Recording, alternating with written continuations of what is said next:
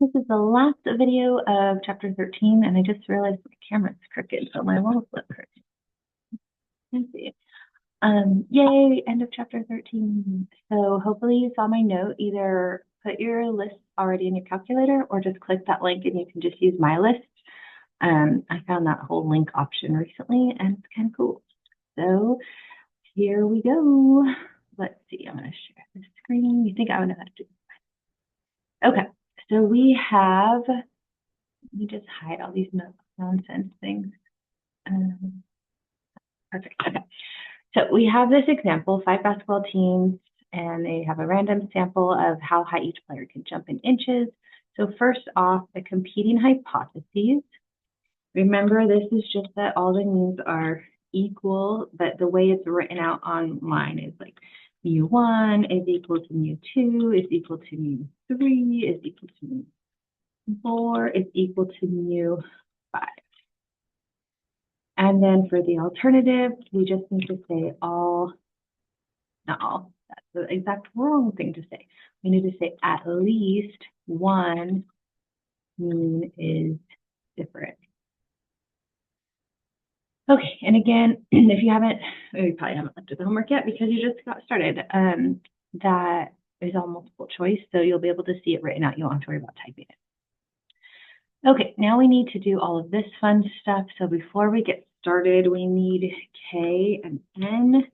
So K, I see there's 5 teams or 5 categories, and N, well, each team has 3 players listed. So there's 15 total players that were measured on how high they can jump. So let me just go ahead and put the lines through the ones we don't need, and don't need. So we have the degrees of freedom for the numerator, which is 5 minus 1, or 4. The degrees of freedom for the denominator is 15 minus 5, or 10. And now we need to start coming up with some of these numbers. So for the sum of squares total, I have everything listed here. So this is the first problem. Everything for this problem on mine is listed in the red list, this first one here. So I'm going to go up, right up. I'm going to go to stats, and then I'm going to go down, and I have, where'd it go? Oh, it has stuff with the mode, I think, because there's repeating numbers. Okay. Anyways, we just need the sum of squared values, which is 25,977. And so as a reminder, okay, as a reminder, we want the sum of squares minus the sum of x squared over n. Now in this problem, the sum of x is, I'm having a hard time seeing this. Can I make this bigger? I think I tried this last time. My face in the way. Where's my full screen button? You know, I'm just gonna make it bigger like this. It's big, full screen. Okay, now I can read it. So we have this 25,000 number, and then we have 619. Now what we can do is, if you can remember 619, or you could just write it down somewhere, then we can just copy this 25,000 number. So I'm just going to copy that by getting down and going over to it, highlighting it, and then see right here it says copy, and right here it says paste, but they're both in yellow. So I hit shift, copy, remember 619. It's back. Oh, I got to go to calculation. So I go paste. Oh, I guess I have to allow it. Okay, paste minus, and then in my fraction, I have 619 squared divided by n.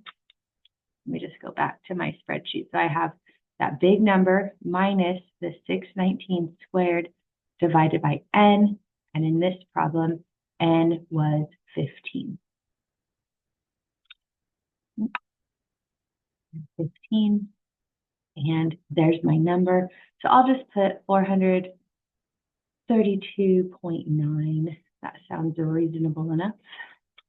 So I have this problem, 400, why is it highlighting weird? 432.9.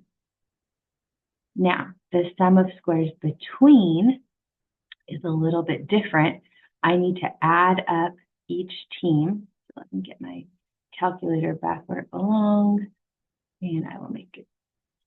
So I need to add, here I am on calculation. So I have to add each one of these little columns here. So I have 36 plus, let's see, let me try to see, 36, 42 plus 51 gives me 129. Oh, excuse me. Next one, I have 32, 35, excuse me, plus 38. I have 105. Third one, team 3, I have 48 plus 50 plus 39. Team 4, it's my way. All right, 38 plus 44 plus 46. And then team 5, 41 plus 39 plus 40. Okay, 120. So for this formula, I have the sum of each column divided by the number of each column. In this example, all the columns had 3. So I'm going to just write these all out. 129 squared divided by 3 plus 105 squared divided. So they're all divided by 3 because n is 3 in this example. What I was trying to say was, if you're good with fractions and you're okay with it, then you can just go ahead and add them all up. Add up all the squares and then dang it. Okay, let me do this. I shouldn't be talking like this. Okay, pause. You could add up all the squares and divide by 3 at the end. But I'm just going to keep going like I was. Luckily, you can just go up, hit enter, and it'll copy it for you. So if you make a mistake like me, you don't have to start all over. 128 squared divided by 3 and 120 squared divided by 3. Okay, so that's the adding part. And then as a reminder, we're going to subtract. I remember this is the same fraction from before. I remember what that was. Let me go back up. So I'm going to subtract. It was the 619. See, that's why I told myself to remember it. 619 squared divided by 15. And we have this number for the sum of squares between. So we have, remember this number, the 619 squared divided by 15? That's the same one that we are subtracting here. Okay. So I have 195, oh, come on. 195.6 in this box. And then in the middle, I am going to subtract 432 minus 195.6. Can I copy and paste into my calculator? Control V. Have I done this before? I don't know. Did I just discover that? I don't know. It's very exciting either way. All right, 237.3. Now, this number, this within number is always the total, which is the big number, minus the between, which is the small number. Therefore, the answer has to be positive because it's the whole thing minus the part. So then the other part also has to be positive. So all of this is all positive. If you're getting anything negative, back it up, go check your math. One of these is wrong. Either you subtracted in the wrong order or the total or between got mixed up, something happened, but these should always be positive. All right, so now I'm just going to divide the number that I got divided by n.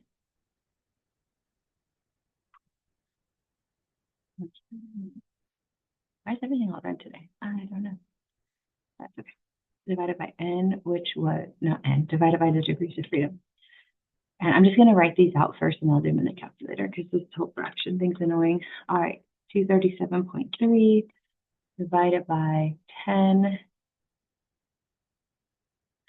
Give me a line.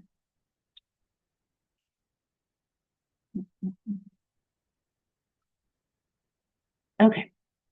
So now I am aware that I'm doing a lot of this in the calculator. So if there's any, like, especially the first and the between and the total steps, let me know if you need it worked out. I can write it on a piece of paper for anyone that's getting confused as to where that came from. So you can look at the calculator here, or you could just email me and I will write it out. All right, so now I'm going to do these divisions. 195.6 divided by 4, and 200, well, this was easy. I'm just dividing by 10, so I'll move the decimal. We have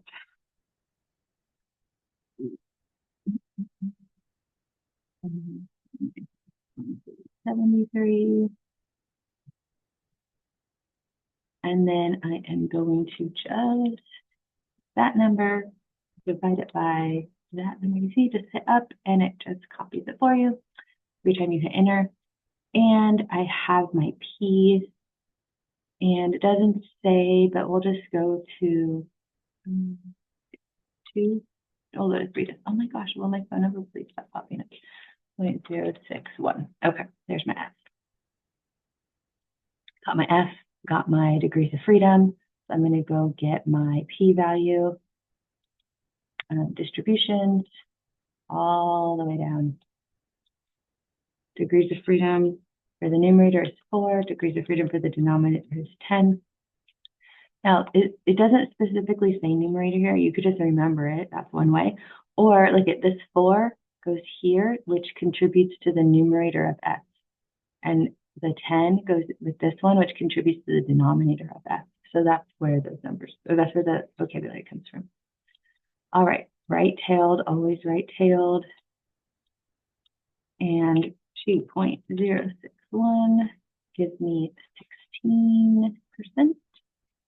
All right, P value is 0.16, which is greater than, what was it, 5%? 5%, which was alpha. So when P is greater than alpha, so again, we're just saying that alpha is like, see where my arrow is, we'll just consider that the cutoff line. There's alpha, and that P is greater than, so we have determined to not reject the null. I just remembered I never talked about the conclusion. The reason is probably because I got so overwhelmed by how many words were on those other things, but also because it's exactly the same as we've talked about before. We are not rejecting the null, so there is not sufficient evidence to support the claim that all mean, no, not all, at least one. Goodness gracious. At least one mean is different. So this is exactly the same. Not goes with not. Do not reject. There's not sufficient evidence. And then we write the alternative, and the alternative will be the same every single time. So this conclusion will just be repeat, repeat, repeat. The only time it's different is if we do reject, then there is sufficient evidence that we will still support the claim that at least one mean is different. Okay, it goes a lot faster when I don't have to explain everything. I'm not saying that in a bad way. I'm just saying, like, that last video I know was super duper long because everything was so new to you.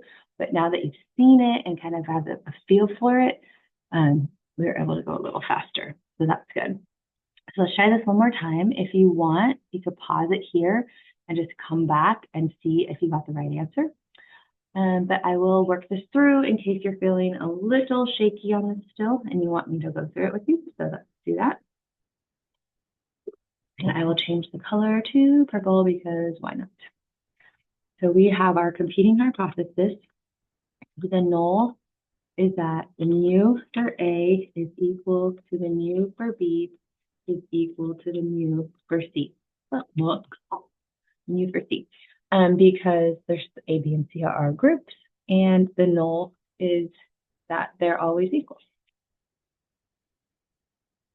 Now our alternative, much like it was just a minute ago, at least one mean is different.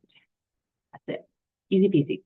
We've done nulls and alternatives a bunch, and these are I think, a little easier because the alternatives are exactly the same wording for every single one. Okay, so going back to this, if you are using my session, you clicked on that link, then you already have this into your calculator in the blue one. So that would be right here. We have already, if you just did it yourself, we're still on the screen. So we're just going down.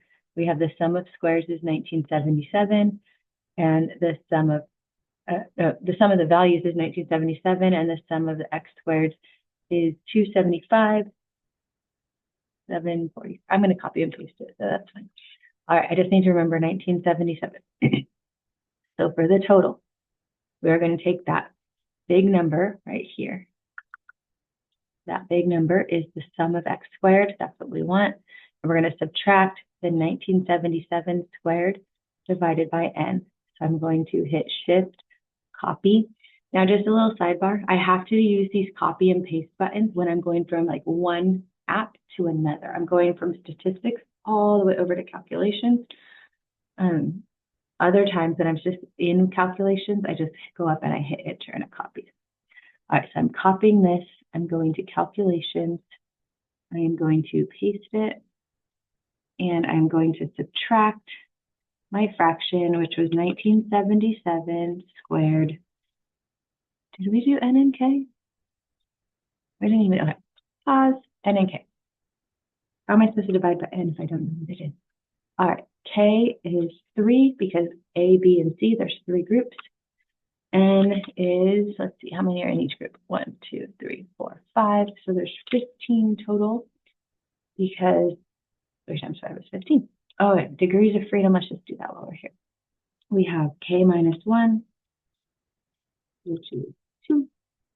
And for within, I don't know where these lines went. Oh, I just wasn't zoomed in enough. Okay, within, we have 15 minus 3, which is 12. Oh, I was like, is this what we had last time? But we had a 4, I think, last time. Yeah, okay, whatever. Anyways, so I did this. So what was I doing? I was doing the sum of squares, which was this x, the sum of x squared minus the sum of x quantity squared divided by n, now that I have n.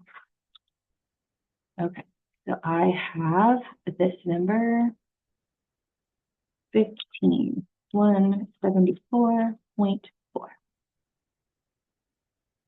Voila. Okay, now we need to go and add up all these columns. Luckily, there's only 3 columns this time, but I have 101 plus 108 plus 98, 107, and 111. There is a way to do this in the statistics thing again, but we would have to delete all of our other tables and then enter this table into 3 different, and it's just as easy to just add this up. In fact, I think it's a little easier just to type this all in and just add up 151, 149, 160, 12, 126. And one more, 101, 109, 198, 186, 160. And you can see that each one of these, the N of A, the N of B, and the N of C, they all have 5 items in the groups. Okay, so for the between, we need to add up each column squared divided by the number of things. They each have 5. So we'll start there, and then we'll subtract this fraction from before. So I have 525 on the screen, 525 squared divided by 5, because they all have 5 in them, plus, and I can just copy it right here, that squared. That's another reason why I just would rather do it in this calculation screen, because I can just hit up and I hit execute and it copies it. Squared divided by 5. And now I'm going to subtract the fraction. Remember, the number to remember was 1977. And you could just write that down if you're not remembering it. But we do that divided by 15. And if you forget, well, hopefully you just wrote it down because you can write a little easier than I can. But see right here, 1977 squared divided by 15, that's exactly what we want here. And voila, we have 5,700.4. So now we're going to subtract the total minus the between. The total, 15174.4 minus the answer we just got. Oh, and those 0.4s are going to go away. So we have no more decimals. I don't know why I care, but good. Yeah, good riddance. Okay. There we go. 9474. And now I am going to divide. In this first one, I'm going to divide by 2. And then I'm going to divide this one, 9474. Divide by 12 because that is the degrees of freedom of the denominator. Okay, so we have this number divided by 2 and this number divided by 12. I don't think I've mentioned lately how much I love this calculator. It's so great. It just does all this stuff for us and we can copy and paste, and I love copying and pasting almost as much as a calculator. Okay, so we have 2850.2, 789.5, and then last but not least, I'm going to divide those two numbers.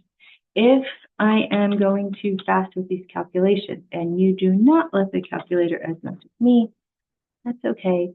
Just let me know and I can make a video where I go slower, or we could just talk about it over email or Zoom or whatever is best. Okay, so I want this 28 number divided by the 700 number, and I get 3.61. 3.6105.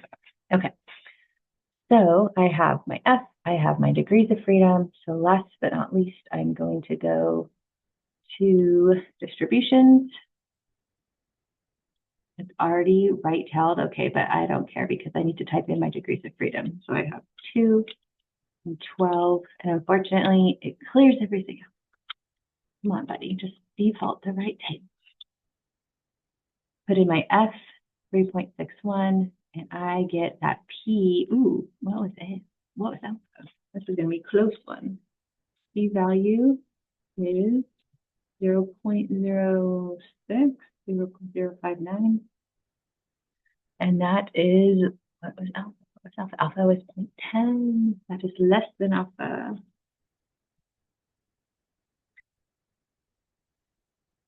So, when the p-value is less, we reject. Where did it say that? So we can just talk about it. Right? One of these pages says it. There we go. P-value is less than alpha, we reject the norm. So we will reject the norm.